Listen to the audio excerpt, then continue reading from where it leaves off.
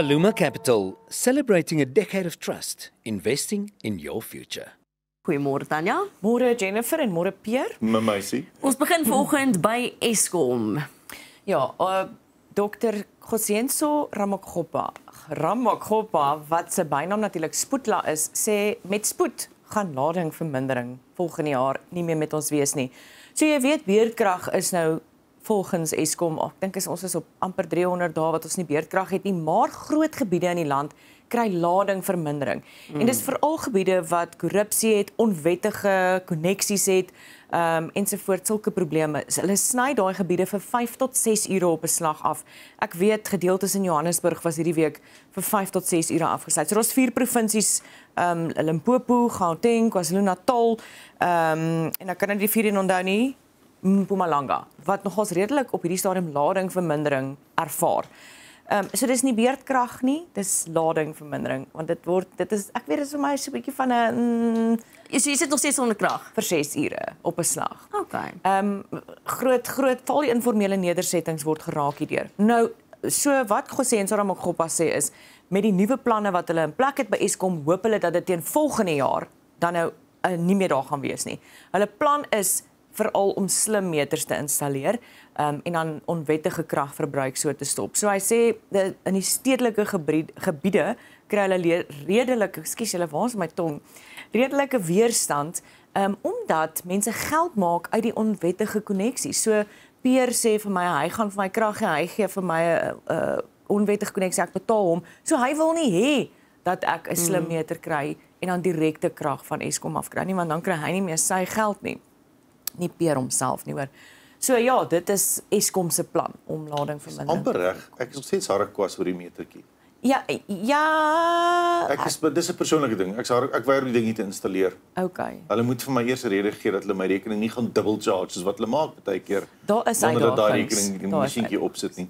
Ek dink mense wat in elk geval vooruit betaal en meer betaal as wat jy weet, ons betaal ons maar 'n ronde bedrag op jou rekening. Jy betaal nie altyd presies dieselfde. So jy's meestal nie tyd vooruit en dan raak ek sommer geïrriteerd as ek nou 'n betaalmetertjie moet insit. Ja, het jy sonkrag? Nee. Ja, dit is 'n gesprek. Dit is, maar ek dink mense het uitdagings, ek het al ook gehoor van mense wat nie 'n meter het nie, wat ook uitdagings het. So ek dink maak nie saak wat jy het nie, is daar maar soms uitdagings by Eskom. Ek dink net die probleem is wat my pla is dat dit is nie ek en jy wat die meeste hier ly onder dit nie. Dis die informele nedersettings. En ons het dit al gesê, ons is al 30 jaar in 'n nuwe bedeling, in 'n demokrasie. Waarom het hierdie mense nog steeds nie ordentlike kragverbindings nie? Ja, om dit nou 'n lading, wat noem hulle dit? Ladingvermindering. Dis my pa wat vir my die ou dae gesê het, ek gaan nie 'n pak slaag gee nie. Ja. Ek gaan korrektiewe dissipline toepas. Ja, So steeds 'n pak slaag. Ekskuus, dis 'n ander dier by 'n ander naam. Dit hoe verskil dit? Ja. Anyway. Maar ja, Nomsa sê dis tyd om bietjie by te dra. Die regering moet hoes, hulle moet pak slaag kry en bietjie help om industrie in Suid-Afrika te vestig, veral as dit kom by smelters wat die ondersteuning nodig het, juis om werke te bou. Nomsa het inderdaad ook hulle mond uitgespeel en ook veral na Ramakgopa se opmerkings. So hulle sê asseblief die regering moet, die afleggings is 'n geweldige probleem. Hulle het nou die smeltindustrie uitgelig. Ons weet van 'n ArcelorMittal, ons weet van Ford, ons weet van al die afleggings wat oral gebeur. Hulle het die ek wil net die woord regkry, ferrokroom, die vlekvrye straal, dis Glencore en Samancor Chrome. Hulle wil hê hulle moet dit heropen en hulle het ook 'n beroep gedoen op Eskom om kragtariewe wat direkte verbruikers het, daai groot maatskappye wat minder is. Hulle sê byvoorbeeld hierdie kroomsmelterye gebruik iets soos 8% direkte krag van Eskom, maar in die laaste soveel jaar het daai tarief omtrent verdubbel. Dis onsaglik hoeveel hulle moet betaal aan Eskom. So ons plaaslike industrie kry baie swaar en hulle doen 'n beroep op die regering om te sê hou op om afleggings toe te laat. Daar is soveel skrifte by die regering, hulle doen absoluut niks daaraan nie. Ja, en hou op goedkoop invoere, jy weet, te laat. Verstaan jy? Ja. Dan moet ons praat oor 'n besigheidsman wat ontvoer is, maar toe Uber geld gekry het. Wat 'n interessante vreemde storie. So hierdie boer Petrus Bakkies Buys wat gelukkig weer herenig is met sy gesin. Hy's 71. Hy was ontvoer vanaf sy plaas by Mooinooi daar in Noordwes provinsie. Sy seun sê iemand kom nie in die hande kry nie en toe kon op die kamera sien dat hy ontvoer is deur mense in 2 wit bakkies. Hulle het hom aangehou in 'n woonstel in Johannesburg. En nadat hulle toe nou geld uit sy rekening kon onttrek, het hulle hom toe vrygelaat, hulle het hom afgelaai in 'n besige straat in Bryanston en vir hom R400 gegee en volgens hy as hy tot by die vulstasie stap, sal hy 'n Uber kan vang om huis toe te vat. Hulle het ook vir hom gevra in die woonstel of hy eers wil bad voor hulle hom aflaai. Maar bygesê het hulle hom etlike kere ook gedreig om hom te skiet. En hy het toe vir hulle gesê, wat help dit julle skiet my as julle my inligting wil hê? Ek sien die berig sê dat die motief vir die ontvoering nie duidelik is nie, maar dit is mos nou duidelik, hulle soek geld. Dit slaat my dronk. Ek bedoel, hy het 'n ferrokroomwassery op die plaas. So hulle soek die geld. En so hulle weet hy het 'n inkomste uit mynbedrywighede. So nou kan om vir die polisie vir brigadier Sebata Mokgabane om vir hom om te sê ons is nie presies seker wat die motief vir hierdie ontvoer. Luister jy na niemand nie?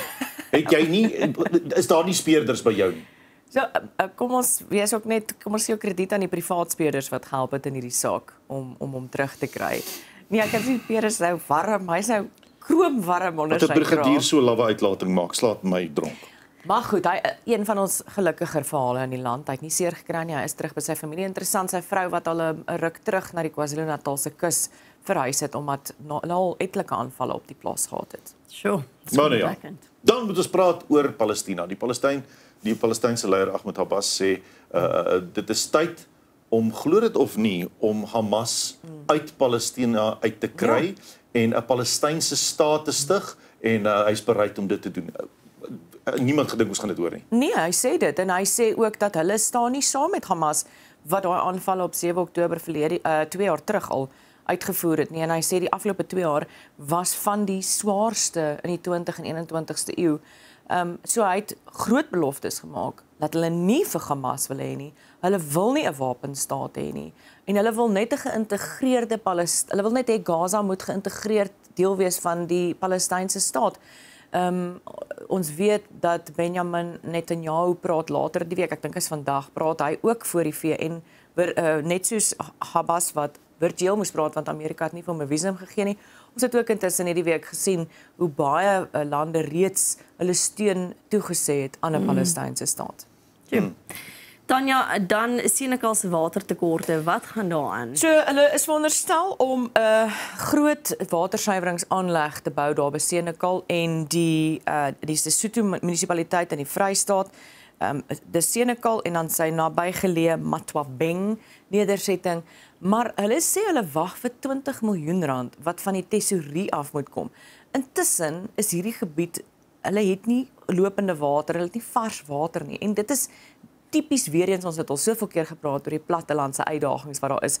En die waarnemende direkteur vir tegniese dienste in die munisipaliteit sê 3 projekte word lei op hierdie stadium deur die feit dat die tesourie nie daai geld gee vir hulle om hierdie projekte te kan doen nie. R20 miljoen waarvoor hulle wag by die tesourie om vir hulle te gee.